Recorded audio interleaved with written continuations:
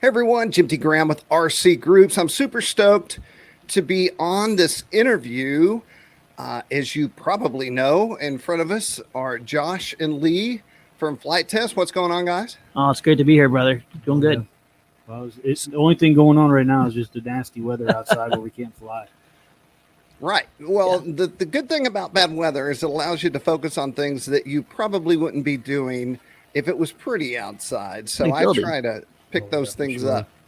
Love it. Love Sure. it. Yeah. There's a big reason we're here today, and I'm sure you know, but Flite Test has been around for a good long while. I remember the first time I ever saw you guys. I was in a golf cart at an outdoor event, and I thought, who are these guys? I've never seen these guys before. Fast forward about a year later, or now, you have 2 million followers on YouTube. Yeah. Yeah. It's been a fun about 12 to 13 years.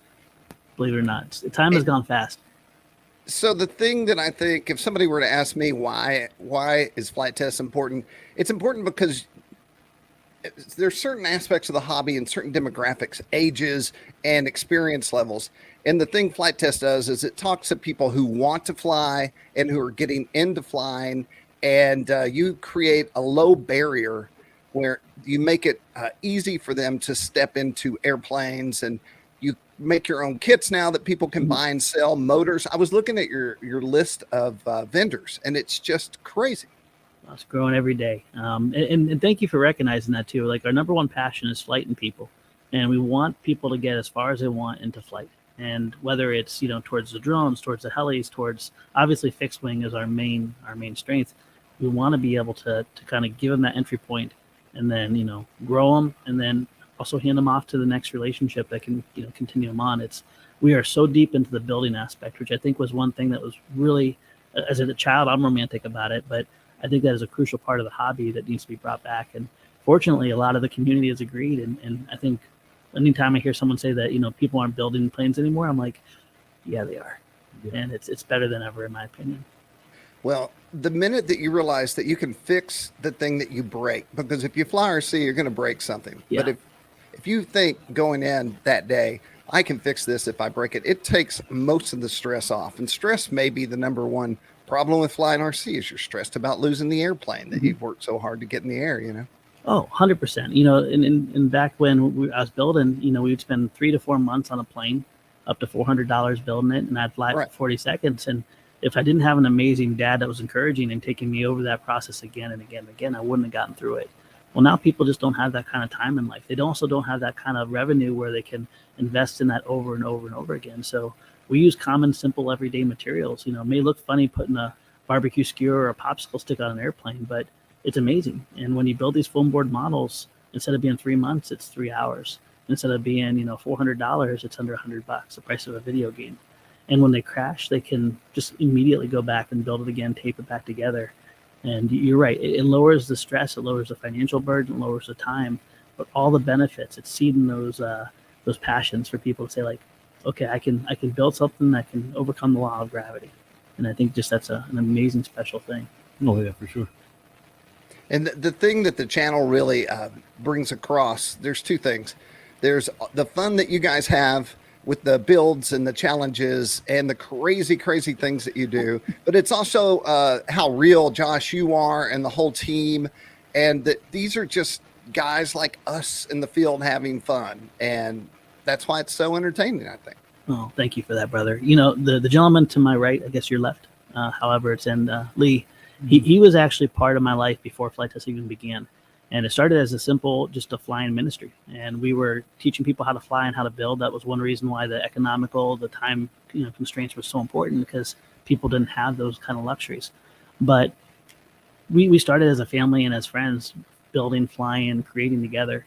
The only difference is suddenly a camera started rolling on it. And to this day, we call ourselves a family-run company because half of our wives work here. So it's a real special thing. But it has to be relational, not just a hobby. And the reason, and Lee, I want to talk about you now. The reason we're here today is Lee heads up FTCA, right, which is a community-based organization, a CBO. And the big hurdle, which I've been following pretty closely is when the FAA says to the FTCA, you're officially a CBO. Mm-hmm. And for all of you out there, I was saying earlier on a pre-chat, I was on the phone with someone who had no idea what a CBO was, what a FRIA was, why this was important. And I thought that's what you're here to hear about today. We're going to tell you why this is a big deal and how long it's taken to make this come true. So Lee, tell us the gigantic news. Well, the gigantic news is that we are officially, the FTCA, we are officially a recognized CBO by the FAA. So what that means is we're a community-based organization that meets all the criteria that the FAA has set forth because of Congress law. What is it, 44809? It keeps changing numbers. Oh yeah, it's crazy. But we meet all the requirements, and we have the safety guidelines and all this stuff in place, so that people can have, can operate and have fun and do it safely. But the CBO is just a part of the big picture. The big picture is continuing, at least for us, is continuing getting people into the hobby and then into aviation, so we can fulfill all of the aviation jobs and everything. Yeah. Now the CBO, how that all comes about, when the FAA set forth the guidelines for it, which was how many years ago now, right? Oh my goodness, I'm going to say at least 3 years ago, probably closer to 4. I think it was 2018. I think it was 2018. Yeah. Yeah. So it's been a long time coming. I was actually hired back on the team. I was on the team years ago, but back on the team for the specific purpose of, getting the CBO together. I run another nonprofit, so had a little bit of experience with that. We've been fighting this battle for almost 2 years now, at least when I've been here, with not knowing what a CBO is, not knowing what the requirements are, not knowing all of the details from the FAA, and finally, we have all of that, and we fought hard. It wasn't, and I don't know if you want to unpack how far you want to unpack this, but it wasn't as if the FAA said, "All right, we're ready to recognize CBOs and go." You're in. No, there was a lot of back and forth. We spent a lot of time just honing, what it is they wanted.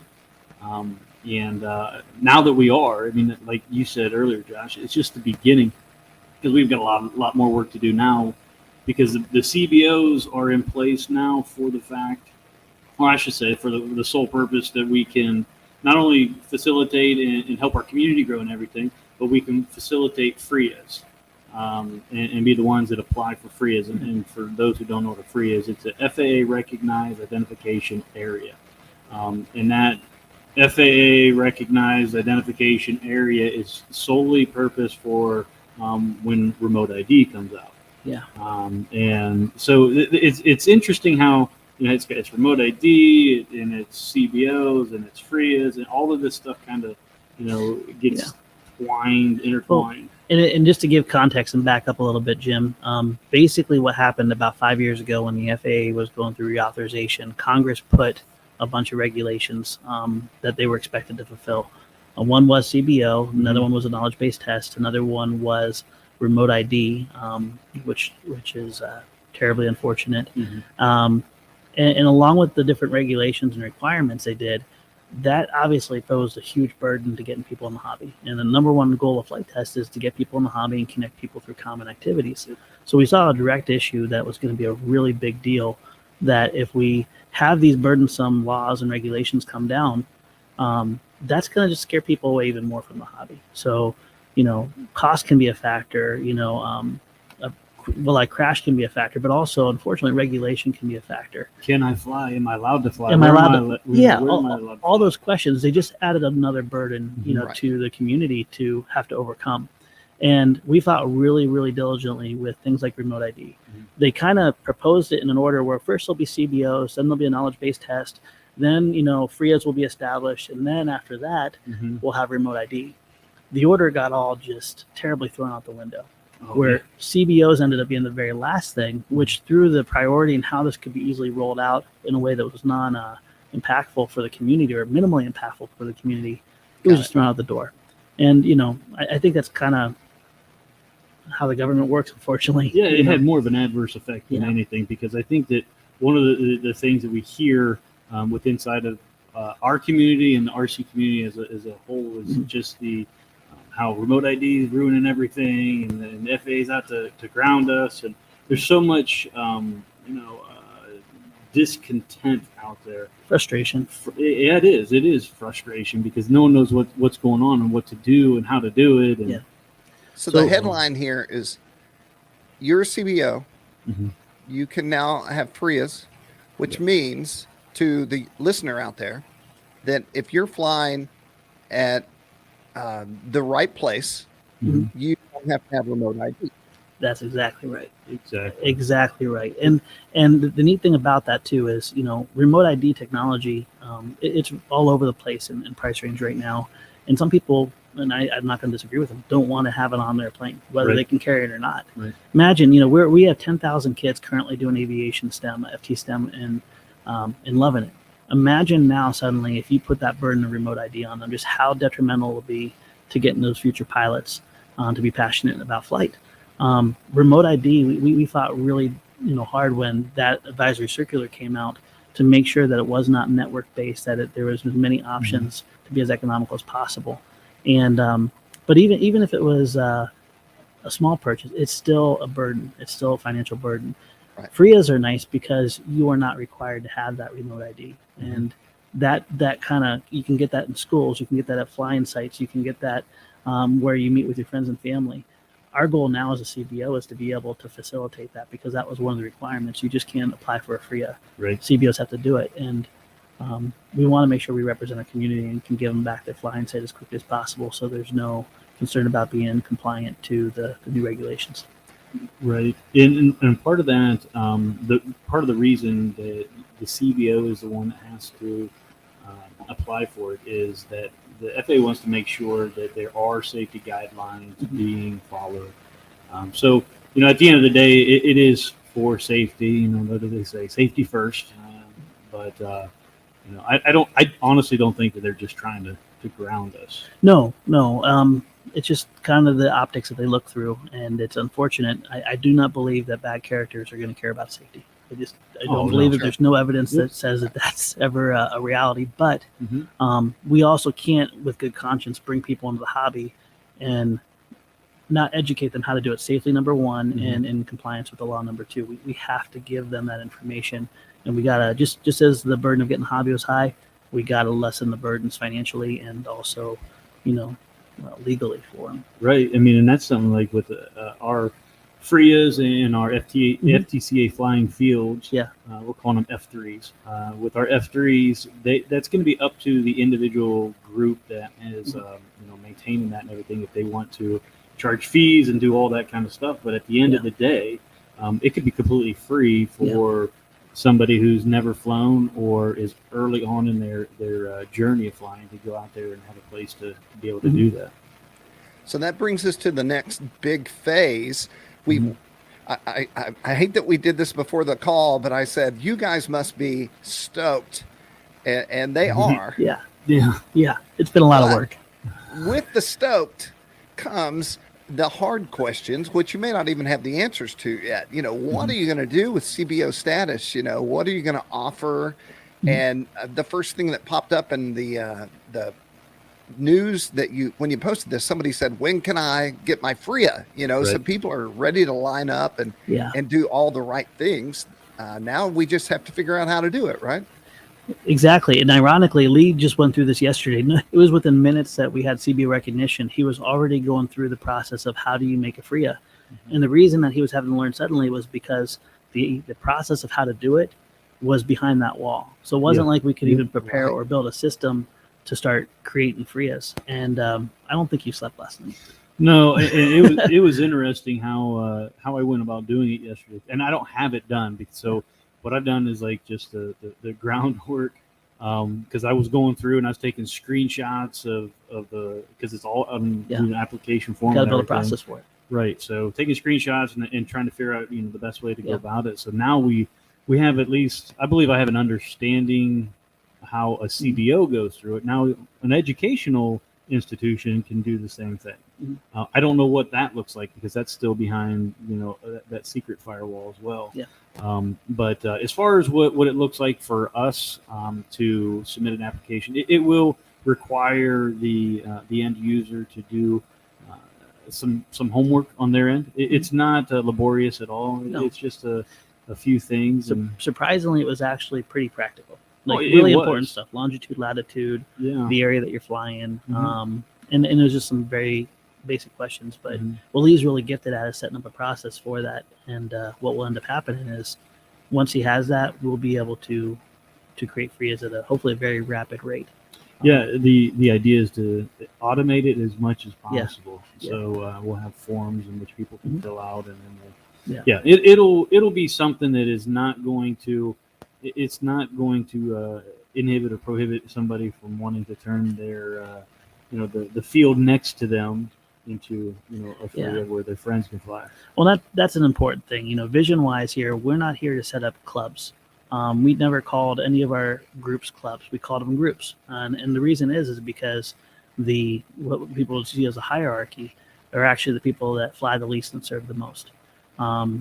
Clubs can kind of go into a negative realm. There's a lot of amazing ones, but the neat thing about a group that gets together, we just need to give them the ability to organize easily, give them the tools on how to teach people how to fly, give them fun activities to partake in, but keep the complication of like competition-based stuff. It's not about the competition; it's about the activities and what you do at that place, and that's why we call them flight sites. Yeah. But we also firmly believe if you want to have a FRIA, and we can help make it happen, we want to make it happen, and we want to get as many FRIAs across the U.S. as possible, not just at specific locations, not at places that serve our interests well, but places that serve that community well. And that opens up a lot more challenges because we have a huge community. Right. We have about 800,000. I'm sorry, go ahead, Jim. I was going to say, with that information, I just wanted to share the FTCA Flite Test website. And I have to think the next phase of FRIAs. So let's just say CBO's in. You start getting the FRIA situation handled. And then I would think that then FRIAs would be listed here. So then you would know where you could safely go and fly and do your thing. Yeah. And just as a side note, the website there is not up to date yet. Being that it was just yesterday that we got all the information. We're actually in the process of updating all that. So there will be a lot more information coming out on the website. That will be a place where you can see FRIAs and everything. One of the best ways for people to stay connected and everything is to actually join the FTCA. Now, the FTCA, we have two different classes or two different parts of it. Where one is a free spectator. I mean, you don't get or you don't pay anything, but you can still be a part of and at least support us in presence. But then there is a paid version, which is our air crew. But I mean, it's $24 a year. It's not a lot of money, but all that goes back to what we've been doing, advocating and everything. But with that, you get a members portal. The spectator gets a members portal, and the air crew gets a members portal. There's different things in each, just because there's different perks that go along with each class. But that's the best way to stay in touch and to really support what it is that we're doing. Because at the end of the day, it's just like everything else. It takes money to do this kind of stuff, and we don't want to make it a burden. But if everybody pitches in just a little bit, and we're able to make these systems and do these things to make them a little bit more cost effective for people. And it's honestly the neat thing about CBOs is I'm not going to fool myself to think that aviation can be covered by one CBO. And the beautiful thing is there's many, or hopefully will be many different CBOs. We've been working through this whole process very closely with FPV Freedom Coalition, because a lot of our community, they're heavy into FPV, heavy into multi-rotors. They like those activities as well. Well, it shouldn't be that aviation is kind of consolidated to one representation. If you're into turbine jets, the FTCA is not going to be able to do a lot of good stuff for you, because that's not in our wheelhouse. We really serve that entry into the world. We serve the park flyers, highest planes. We really help get people started. And then when they want to go to the turbines, or they want to go to the multi-rotors or the FPV, we're more than happy to be able to usher that relationship into, for the case like, hey, I want to do freestyle quad racing. Okay, here's FPVFC. They're phenomenal. We love them. And we work together with people, not just trying to build our own silo. And I hope that's a trend that kind of sticks, because I think it's just a beautiful picture of how this hobby can have many different aspects of flight. They can all work in harmony, and you never have to worry about, cultural issues. Right. Yeah, I mean, and there's a lot of land out there. Yeah. And to think that we can just gobble it all up or corner the market is just we just want to get people flying. Exactly. Just get people in the air. Yeah. Well, I'm a paying member of the FTCA, and Lee knows I always I always follow your news, and when there's anything to talk about, I post it on RC groups. And so this video will have a link in the description below to the feature about the video, and then I would urge you to just keep your eyes out on RC groups and FTCA and Flite Test YouTube channel for all the good intel as we move forward. I've got to think there's going to be a lot of things to talk about. Well, you nailed it, Jim. Yeah, there is a tremendous amount. And first and foremost, thank you so much for your support. Before, we were just talking conceptually about this. You're a great sounding board. You're a great support system. And you got the message out to a much broader community. And we really appreciate that, because when it came time to fight things like remote ID, we couldn't have done it without you. So, hats off to you. And as we said before this just started, getting CBO recognition is wonderful, but now is where the work and the execution really begins. The foundation's built. It's time that we can start using this now for purpose and hopefully bring a lot more people into this amazing hobby. Yes. I think we both can agree. When you've done this hobby for a certain amount of time, I look back, I've been doing it for about, professionally about 20 years. And I think, what have I actually done? Because when you start out, you're just doing a thing that you love. And then after you get so many years under your belt, you start to analyze, have I affected anything? Have I done something positive for anyone? And so really the goal now in the hobby, I think for both of our crews, is to shine a light on the good things and help as many people as you can. And then I always say propel the hobby forward, which doesn't include us. It includes the people that will come after us and the kids out there and all that. And I think that's what you guys do the best. Well, thank you, man. Thank you. And there's never been a better time for it too. I mean, the people hear me say it all the time, make your passion your profession. And I think you can definitely relate to that, my friend, because I think that's what you do every day. But at the end of the day, there's such a need for aviation-based careers. What a great time to be able to go into the classroom and say, listen, you can do this as a hobby. You can do this as a family. You can do this with your friends. And you can also do this as a living. That chapter wasn't open to me when I was a young child because they were saturated with pilots and stuff. It was a near impossible task, it seemed like. Where now like people can live in aviation every single day and have a very fulfilling, rewarding life. Our personal goal is, whether it's relational, whether it's educational, or career-based, we want to make sure that we make that a possibility and lower those burdens. And it's kind of an honor and exciting chapter to be in, although I hate the fact it's by attacking another or trying to overcome another burden. We should be tearing down walls, not having to climb over them, but at least we have the opportunity to do that now.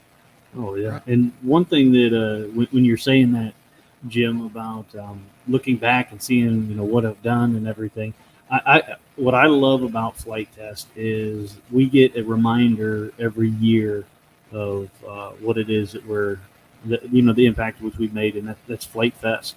When you see thousands of people coming and just they're congregating together in the middle of nowhere, and it's just a swarm of aircraft and people just hanging out and community being built. It's just a great reminder of why we do the things we do and why we are willing to put up with a little bit of government stuff to make this thing go forward, propel it forward, as you said. Yep. Well, great. And I'm really excited to talk about what's coming. And you guys certainly have a lot to do. Yeah. So love it. We'll let you get to it. Yeah, hopefully this won't be the last conversation. And again, thank you for your support and the opportunity, and to celebrate and also to get us here. For sure. Yep.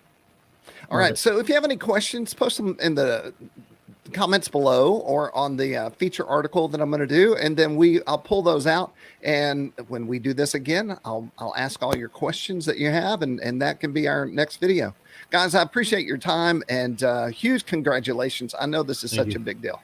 Oh, thank you. Thank you so much. All right. We've been talking to Josh and Lee from the FTCA Flite Test. I'm Jim T. Graham with RC Groups. Thanks to everyone who watches our videos and clicks all those buttons. We appreciate you.